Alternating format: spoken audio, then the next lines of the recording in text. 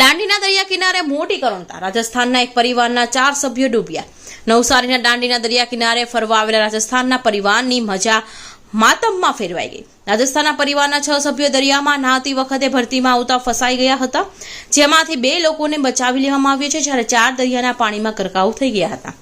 દાંડીના દરિયા કિનારે રજાના મજા માણવા આવેલા અલગ અલગ 3 પરિવારના લોકો દરિયામાં નાહવા જતા ડૂબવા લાગ્યા હતા. આ 3 પરિવારના લોકો દરિયામાં ઊંડી સુધી નાહ્યા જતા ભરતીના પાણીમાં ફસાઈ ગયા હતા અને ડૂબવા લાગ્યા હતા. જોકે લોકોની બૂમાબૂમ થતા સ્થળ પર તૈનાત હોમગાર્ડ જવાનો દ્વારા સમય સૂચકતા વાપરી ભારે જહેમત બાદ 2 પરિવારના લોકોને હેમખેમ બચાવી લેવામાં આવ્યા હતા, જ્યારે અન્યને બચાવી શક્યા ન હતા.